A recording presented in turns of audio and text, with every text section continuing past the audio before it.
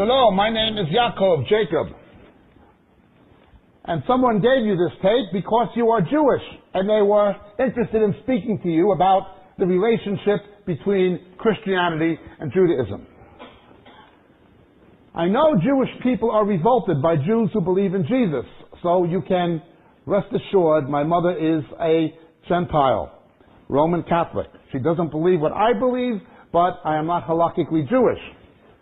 My wife and children, however, are. Now, I grew up in New York area, and I was both sent to a Roman Catholic school and the Jewish Community Center. I had Brit Milah, plus I was sprinkled as a baby. By the time I became a teenager, I was an agnostic. By the time I became a teenager, I didn't know what I believed. I just know what I didn't. But I had an open mind. Now, I always had a sense of identity with Israel and the Jewish people, but I was not halakhically Jewish, and I rejected Roman Catholicism as something idolatrous and corrupt. So I'm speaking to you as a Jewish person. And I'd like you to understand why I, as a Christian, am philo-Semitic, why I support Israel and the Jewish people. But this inevitably leads to the question, why did I bring up my Jewish children to believe that Jesus is a Jew who had a Jewish message, taught in a Jewish way for Jewish people? If you want to look at what's revolting about Christendom, its ugly history of idolatry and anti-Semitism, I'm with you, my Jewish friend, 100%. They took a Jewish faith and they turned it into a Hellenistic, a Greek, even a pagan faith. They took a Jewish Messiah and turned him into a Goy. They took a Jewish rabbi and made him an icon of anti-Semitic sentiment. What they did was not rational, and it was completely out of harmony with who he was and what he taught. We have to draw a distinction between the Jewish Jesus and the Jesus of Western Christendom. The Jewish Jesus was called Rabbi Yeshua Bar Yosef mi Nezeret. His name was not Jesus Christ. His name was Rabbi Yeshua Bar Yosef mi Nezeret. He said, I came for the lost sheep of the house of Israel. You may be surprised to know that every writer of the New Testament was a Jew.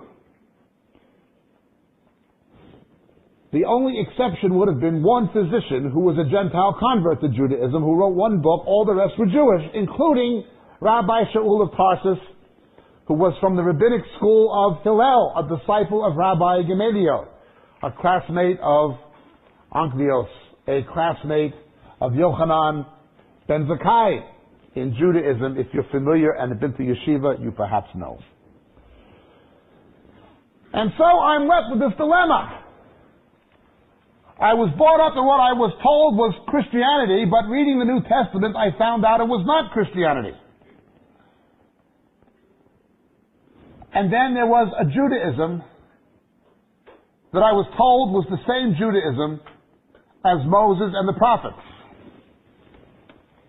So it's the same as I read the Brit HaDashah, the New Testament, and I discovered that the New Testament was not what Jesus taught. I needed to do the same thing with the Tanakh, the Hebrew Scriptures.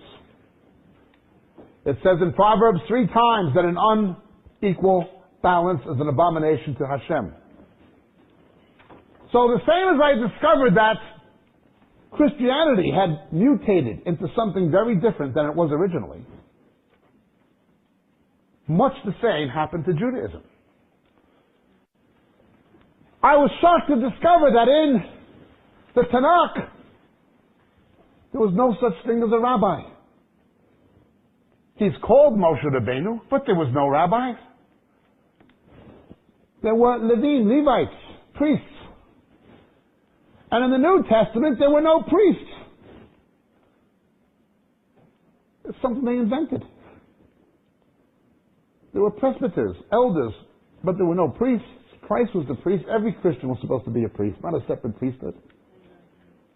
So there was no priest in the New Testament and no rabbis in the Old. I began to understand why that Jewish man, Karl Marx, said religion was a con. But I looked further. And I came up with questions. Questions that I asked myself and questions I would like to ask you. The first question I would like to ask you is this. There are two reasons most Jewish people I know, neighbors, friends, family, two reasons most I know reject any idea of Jesus being the Jewish Messiah. Those reasons are always anti-Semitism and why, if he was the Messiah, did he not bring in worldwide peace? Therefore, he could not be the Messiah. Let's begin with the most sensitive of issues, anti-Semitism. I had an uncle who was in a German camp. He was a prisoner of war. Nazis were going to kill him. He was rescued by the Russians at the last moment, as my wife's father was rescued by the Russians at the last moment when he was against the wall about to be shot. The Germans were trying to kill as many Jews as they could before they evacuated and retreated in the face of the oncoming invasion. My wife is the daughter of Holocaust survivors. Most of her family were murdered. And of course, they were murdered in the name of Jesus Christ. The Romanian Orthodox Church, the Roman Catholic Church, and much of the Lutheran Church in Germany collaborated with the Nazis. Hitler quoted Luther at length. It was not just Catholics, it was Protestants. How can I believe that the person in whose name one inquisition after another, one pogrom after another, and ultimately the Holocaust should be even considered as a possible candidate to be the Jewish Messiah, when in his name nothing but genocidal extermination and persecution has come to Israel and the Jews? That's the question I ask myself. But this is the question I would like to ask you. If you were to read the Tanakh, Yirmiyahu Hanavi, Jeremiah the prophet, was arrested and thrown into a cistern. He pointed people to the law, the Torah. He warned them of impending doom and judgment and God's anger with them because of idolatry and immorality. And like most of the other prophets, he was persecuted. But he was not persecuted in the name of Baal. He was not persecuted in the name of Molech. Most of the Hebrew prophets who were persecuted or murdered by their own people were murdered in the name of Yahweh and Moses. They were accused of speaking against the Torah and Moses when they said God's judgment was going to come on Jerusalem. I recall several years ago when an Orthodox Jew wearing a yarmulke drew a pistol in North Tel Aviv and fired bullets directly into the back of the Israeli Prime Minister, Yitzhak Rabin. He did this in the name of Judaism. He did this in the name of the Torah. He did this in the name of Yahweh. He did this in the name of Moses, Moshe Rabbeinu. An Orthodox Jew assassinated Yitzhak Rabin, gunned him down, murdered his own prime minister in the name of Moses and Judaism. Can I reject Moses and Judaism because somebody assassinated Yitzhak Rabin in his name? Can I reject Moses and Judaism because the prophets were persecuted and killed in their name? Simon Bar Kokhba came and was extolled as a hero. He was proclaimed to be the Messiah by Rabbi Akiva in the name of Moses and the prophets. The Israeli general and archaeologist, the first chief of staff of the Israeli military, Yigal Allon, said something different. He described Bar Kokhba as something of a brute tyrant who once kicked a 90-year-old rabbi in the head and killed him. A warlord. Someone who had been power hungry. Some saw him that way, but Rabbi Akiva said he was the Messiah. And in the name of Moses and Judaism, Rabbi Akiva promised the Jewish people he was the Messiah and would bring them deliverance. And in the Battle of Betar, the worst Holocaust in proportionate terms that has ever happened to Israel took place. Something in proportionate terms as bad as the Holocaust of the 1930s and 40s, only it happened in their own land. Because Rabbi Akiva proclaimed Bar Kokhba to be the Messiah, in the name of Moses and Judaism, can I reject Moses and Judaism? No, Rabbi Akiva did not bring peace to Israel and establish worldwide peace through his Messiah, Bar Kokhba. Bar Kokhba did not establish worldwide peace and bring peace to Israel. Even though in the name of Moses and Judaism they said he would. If you study Judaism, you know about Shabbat Tzvi. Most rabbis in major areas of Europe and North Africa, most in major areas, and many others in a variety of areas, said he was the Messiah. But he was not a Messiah. In the end, he led the people into what can best be described as something debaucherous and grossly disappointing. Yet it was in the name of Moses and the prophets that the rabbis proclaimed Shabbat Tzvi to be the Messiah. Can I reject Moses and Judaism because the rabbis misled the Jewish people into following Shabbat Tzvi in the name of Moses and Judaism? 2 generations later, the rabbis did it again. And they said Jacob Frank was the Messiah on a wide scale. But Jacob Frank was not the Messiah, yet in the name of Moses and Judaism, the rabbis said he was. And some very bad things happened to the Jewish people. There have been many people who the rabbis have said is the Messiah, right up to the present age. And they always proclaimed them to be the Messiah in the name of Moses and Judaism. Murder and atrocity was committed in the name of Moses and Judaism. Genocidal persecution of the Jews resulted as a direct result of Rabbi Akiva's action, perpetrated in the name of Moses and Judaism.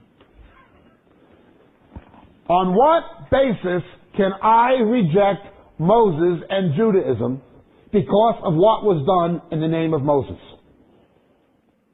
I cannot reject Moses and Judaism because of what was done in the name of Moses. I have to accept or reject Moses on the basis of what Moses said and did, not on the basis of what others said and did in his name. The issue is not what was done in the name of Moses, the issue is Moses. So then, my question to you is, on what basis can I reject Yeshua, Rabbi Yeshua Bar Yosef ben Netzeret, who the Gentiles called Jesus of Nazareth? On what basis can I dismiss him and reject him on the basis of what was done in his name to the Jewish people and to others? The issue is not what was done and said in his name by others. The issue is, what did he say and do? The issue is not what Jesus is said to have said. The issue is not what others did generations and centuries after his public ministry in Israel. The issue is not what others said and did in his name. The issue is not that. The issue is him himself. I considered Moses apart from what was done in his name. Now you don't think of it, but goys, Gentiles, will say much the same thing about you that you think about them. They have these myths of conspiracy theories and Jewish bankers and Jewish merchants and Jews trying to take over the medical profession and the academic institutions, making Jews the scapegoats for most of man's faults and problems, when in fact we all know there are both good Jews and bad Jews, the same as there are both good Gentiles and bad Gentiles.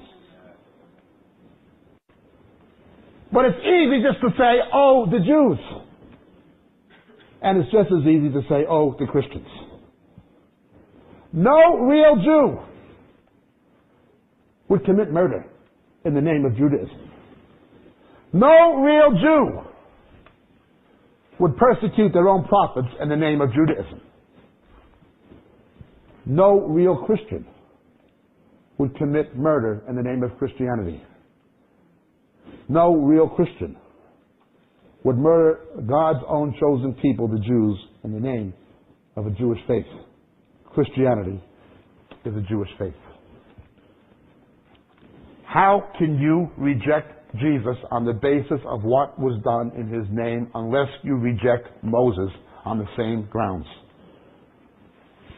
I don't reject Moses for those reasons. It wouldn't be fair to Moses, and it wouldn't be fair to myself. The issue is, was Moses right? I hope you won't reject Jesus on those grounds. It wouldn't be fair to him, and it wouldn't be fair to you. The issue is, was Yeshua right? Not the Gentile Jesus, not the Catholic or the Protestant Jesus. The Jewish Jesus, was he right? By the 2nd century, the Jewish historian Max Beamon tells us that up to 25% of the Jews in Jerusalem believed he was the Messiah. The only reason Gentiles believe in him is because Jews believed it first. The only reason in the New Testament is because Jews wrote it. Both those calling themselves Jews and those calling themselves Christians are the products of revisionism, a rewritten distortion of history. There is nothing Gentile about Jesus or his message, except that he loves Gentiles and wants to save them and wanted them to believe in the Jewish God and the Jewish way of salvation. That is all. Or the Goyim, alike to the Gentiles. That's my first question, my dear Jewish friend. How can you reject Jesus because of what was done in his name, when the same things were done in the name of Moses and Judaism? But there's another question I'd like to ask you. That question is, if Jesus was the Messiah, why didn't he bring in worldwide peace? Why was there a Holocaust? Why were there inquisitions and pogroms?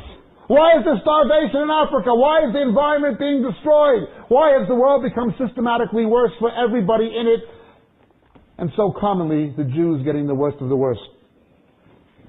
How could he be the Messiah? Why didn't he bring in worldwide peace? Where is the Messianic redemption? It's ridiculous to believe he's the Messiah. The world wouldn't be the way it is. Things have only gotten worse for us. How can you believe in him? That's the question. Let's turn not to any Christian source, not to any Gentile source, not to any human source. Let's turn to the Word of God, the Hebrew prophet Daniel, chapter 9. Daniel Hanavi. In Daniel chapter 9, we read verses 26 and 27. Hamashiach titzarech lavo v'lamut lifnei hahorban shel bet hamikdash hashenit v'kara b'shavim acharei hasfira. Hamashiach titzarech lavo kvar. The Messiah would have to come and be cut off, be killed, before the destruction of the second temple. But that's your Christian interpretation. No, I'm not looking at Christian interpretations. That's what the text says, and try reading Sanhedrin 96 to 98b. Why did the rabbis say there's a curse on reading Daniel 9? For the time of the Messiah's coming is foretold in it. And as we read, and the Sanhedrin wept, oi, oi, the Messiah has come. Hallelujah. No, the temple is destroyed and he's not come. Woe unto us. God cannot break his word. The ancient sages understood this was about the Messiah. He had to come and die. Wars and desolations are determined to the end. In Judaism, the rabbis go to the greatest lengths to try to reconcile two irreconcilable pictures of the Messiah. Hamashiach ben Yosef and Hamashiach ben David, the Messiah the son of Joseph, Messiah the son of David. The conquering king and the suffering servant we call Ben Ephraim. Some rabbis said one will resurrect the other. It's two Messiahs. Is it two Messiahs or one Messiah with two comings? Daniel was right.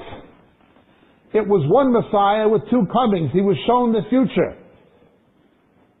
This is what Moses spoke of. This is how it will happen.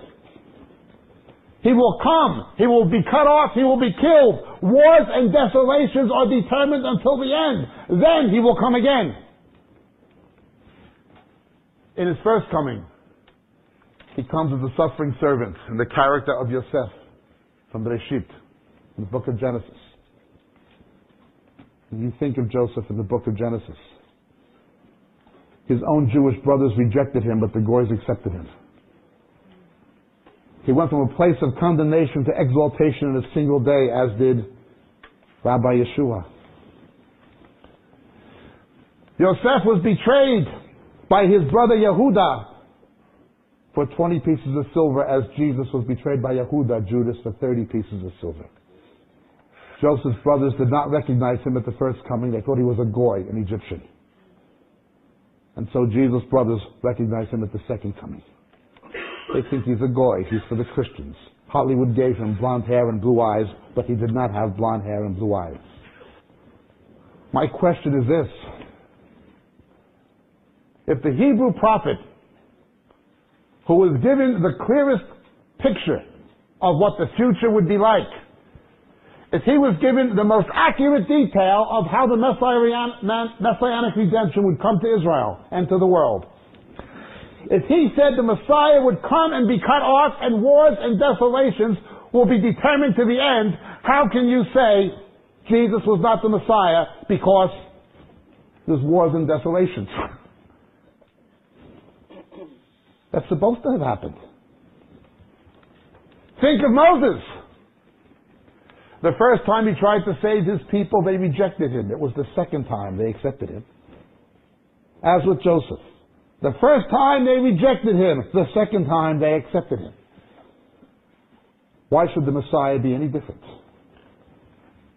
The Hebrew scriptures do not say he will bring in worldwide peace. It says he will come and bring in an atonement. It says he will come and be cut off. It says wars and desolations will be determined until the end. Then he will come and bring in worldwide peace. In his first coming, he came to pay the price for the sin that prevents the peace from coming. In his return, he will bring the peace. Shalom al kol Israel.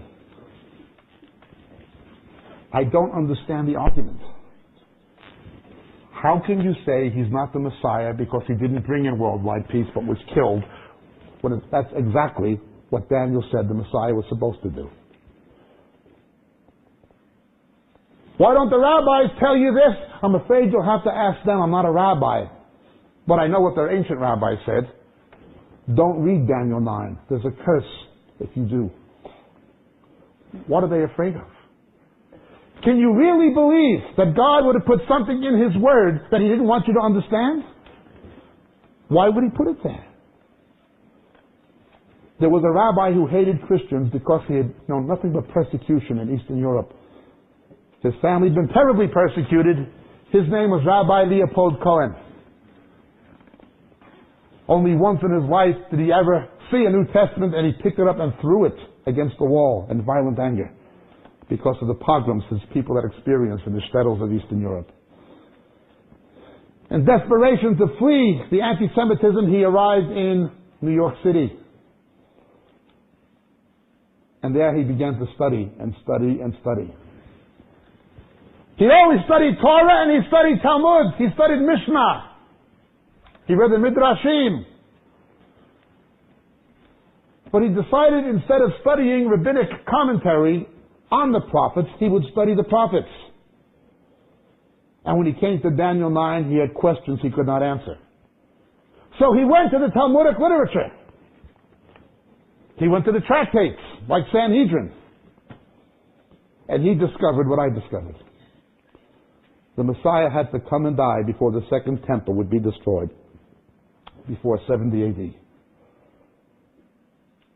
That's my question. If Rabbi Yeshua, Jesus, only did what the Messiah was prophesied was going to have to do, how can you reject him on the basis of having fulfilled the prophecy? You can reject somebody on the basis of having not fulfilled the prophecy, but how can you logically, rationally, as a Jew before God, reject him on the basis of fulfilling what he was supposed to? But I have another question. Yeshayahu Hanavi, Isaiah, the prophet, in chapter 11 said, the nations will resort to the root of Jesse, the Shoresh Ishai. The peoples, the Amim. The rabbis have always said the Shoresh Ishai is the Messiah. Jews and Christians, their scholars, have always agreed. The nations, the Gentiles, the peoples will come to the root of Jesse. I look at an anti-Semitic world. I look at a world where, for becoming a Christian in Saudi Arabia, somebody is beheaded or hung.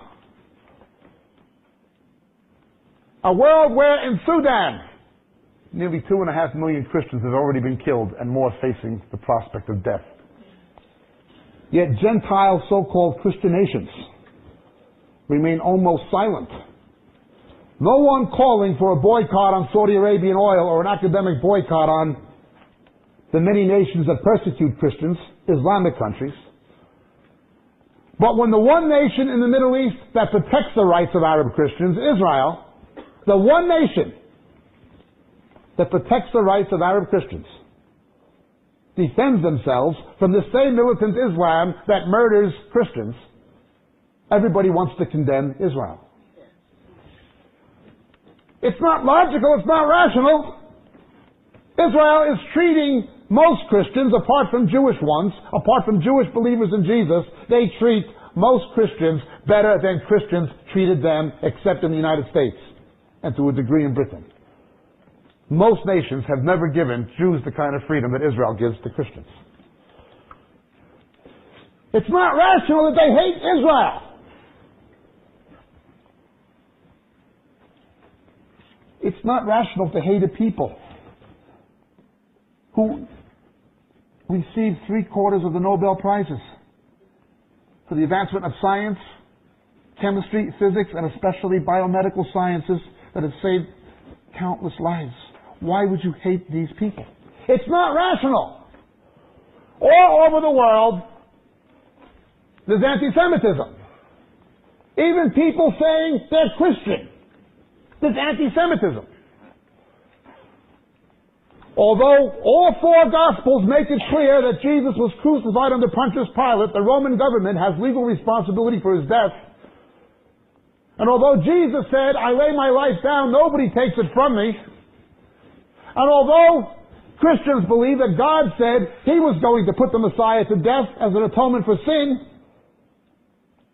although Jesus never blamed anybody for his death, and although the apostle said it was the Roman government together with the Sanhedrin, but it was not the Jewish people, Although blaming the Jews for the death of Jesus is directly contrary to history and to the teaching of the New Testament, they're still saying the Jews killed Jesus. It's not rational. No, this anti-Semitism is not rational. But there's something even more irrational. We hate you, Jew. You're a kike. You're a yit. You're a sheeny. Get out of here. We hate you. You're no good. We don't want you in your land. And if you go to your own land, you have no right to be there either. You have no right to exist. But we're going to worship your God. We hate you, but we love your Messiah. We're going to follow your Messiah. Why will Eskimos worship a Jewish God? Why will Pygmies worship a Jewish God? Why will Scandinavians worship a Jewish God? It makes no sense. If you hate these people, why do you worship their God?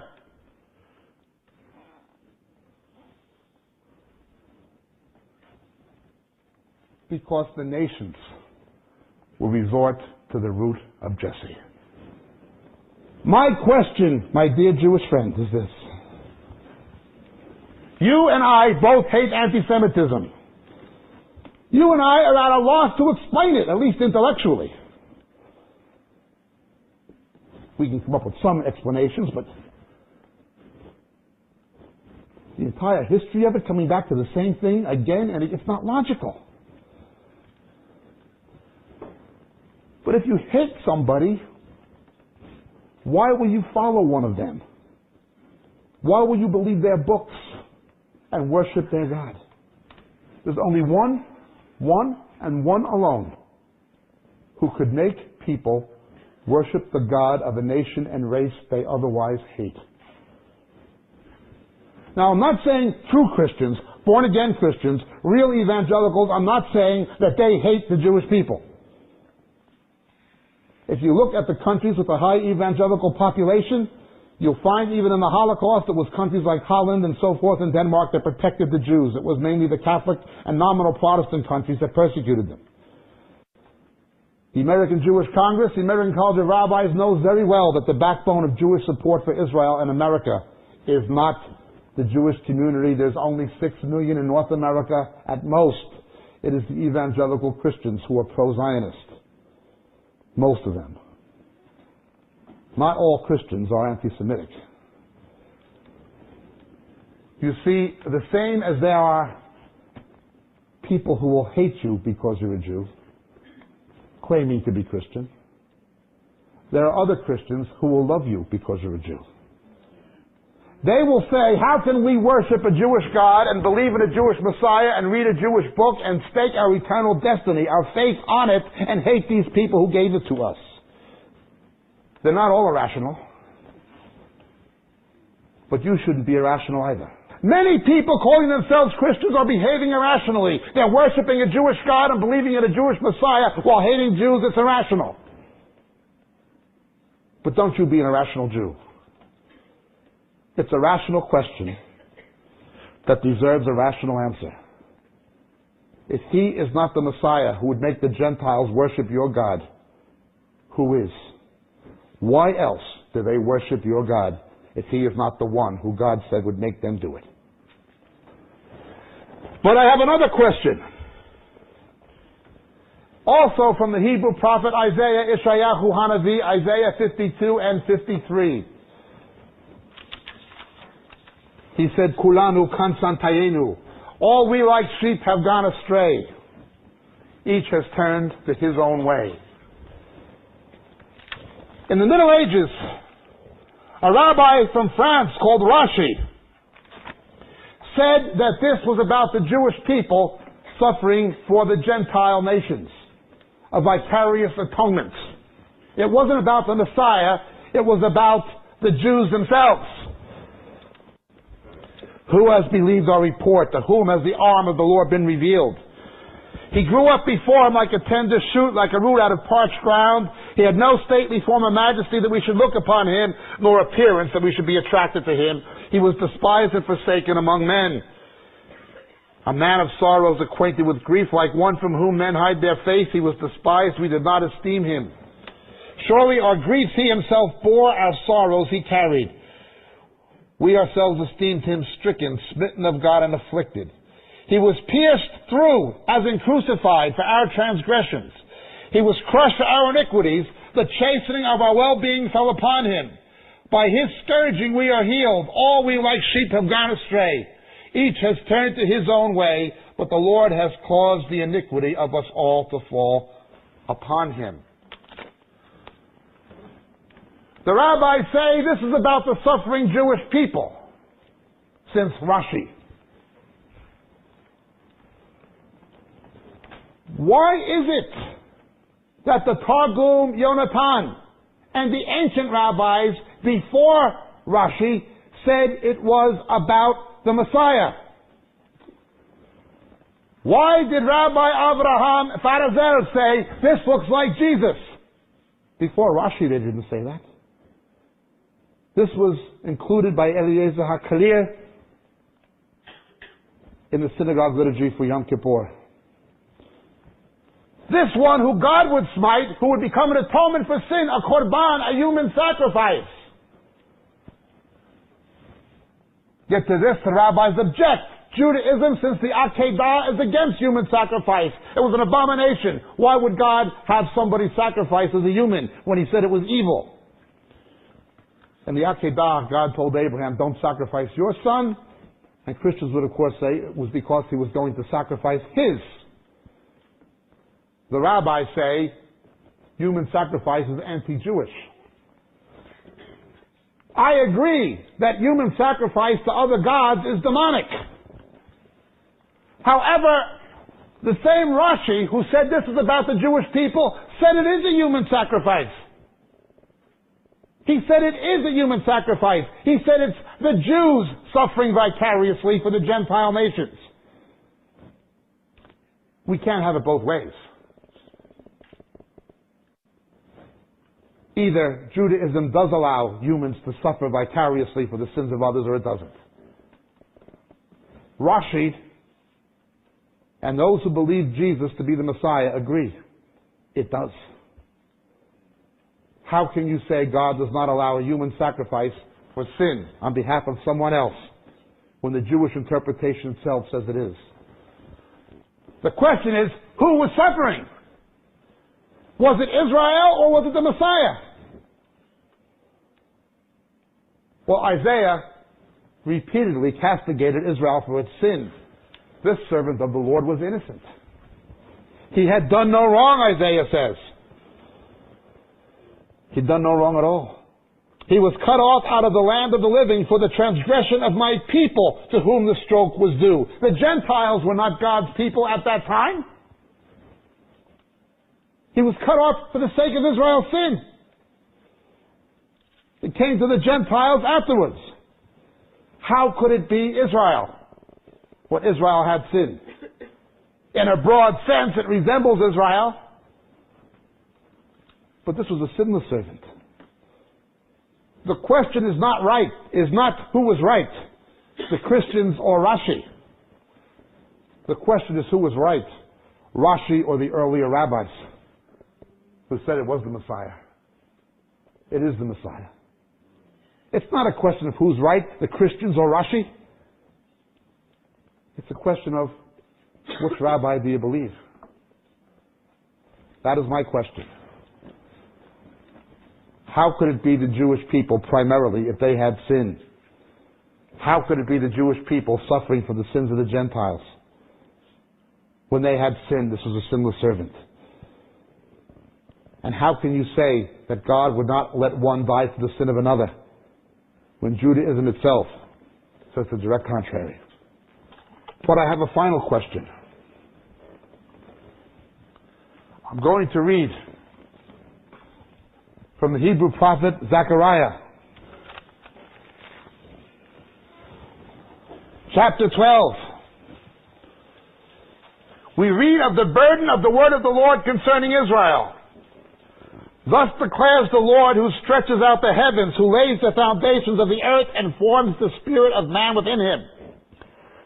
I'm going to make Jerusalem a cup that causes reeling to all the peoples around, and when the siege is against Jerusalem, it'll be against Judah. And it will come about on that day that I will make Jerusalem a heavy stone for all the peoples, and all who lift it will be grievously injured. and all the nations of the earth will be gathered against it. The issue is Jerusalem, the final status of Jerusalem. Not the West Bank, not the Gaza Strip, not the Golan Heights. Jerusalem is the issue. All the nations will come against it. When the Chinese massacred between 7,000 and 8,000 students, witnessed by over 1 billion people on television in Tiananmen Square, how many UN resolutions were passed condemning China? None. When the Muslims massacred 2.3 million black Christians in Sudan, Islamic militias, how many UN resolutions? How many Security Council resolutions? How many calls for boycotts on Sudan? None. None. None. How many UN resolutions passed against Israel? How many Security Council resolutions passed against? 50% of all resolutions in the General Assembly and more than 50% in the Security Council. Go ahead. Kill a couple of million blacks, who cares? They're poor, they're black, and they have no oil. Go into the Gaza Strip to stop people from shooting Katyusha rockets and killing your children. The world wants to condemn you. Makes no sense. But how will this end? Zechariah tells us in this chapter, in verse 10. Verse 9, it will come about on that day, I will set about to destroy all the nations that come against Jerusalem. I will pour out on the house of David and on the inhabitants of Jerusalem the spirit of grace and supplication. They will look upon me who they have pierced, crucified, and mourn for him as one mourns for an only son. Who said so? Jacob Prasch? No. Try Rabbi Moshe Elshich. Read what the sages said about this and who it was. They'll look upon him pierced and mourn as one mourns for an only son. The one we rejected, the one whose name we spit at, the one we cursed, is the one who's come to save us. Yes, he is coming to save you. That is my question. If he is the one who fulfilled these prophecies, if he had to come and die already, if he was the atonement for your sin, if he's the one who's coming to save Israel, and he's the one who's already come to save you, do you want to be saved?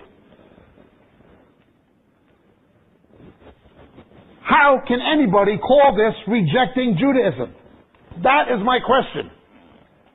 How can rejecting a Jewish Messiah who taught a Jewish thing in a Jewish way to Jewish people and made non-Jews believe in a Jewish God and read a Jewish book and believe a Jewish book, how can anybody call that non-Jewish, anti-Jewish, or departing from Judaism?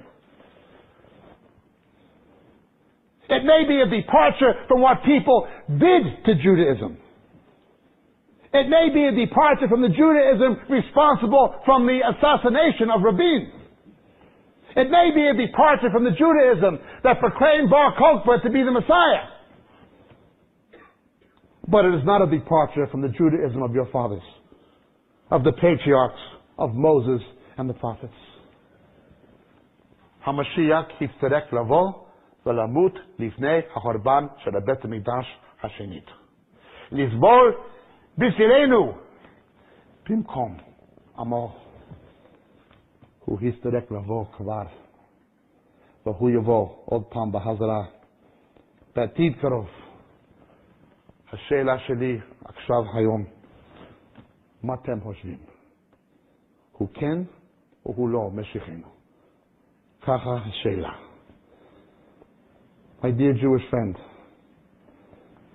you turn from sin, you make teshuvah, you ask the God of your fathers to forgive your sin that Yeshua paid for in his death. In his resurrection, he rose to give you eternal life. Yes, he did raise. Who said so? Jacob Prasch? No. Try reading The Resurrection of Jesus by Rabbi Pinchas Lapid, Orthodox professor, Hebrew University. Try reading Rabbi David Fusser, Orthodox professor, Hebrew University. From a Jewish perspective, the resurrection of Jesus is irrefutable. The idea that a Messiah would come and die, then raise again, that's what the Chabad say about Schneerson. Only Schneerson didn't raise from the dead.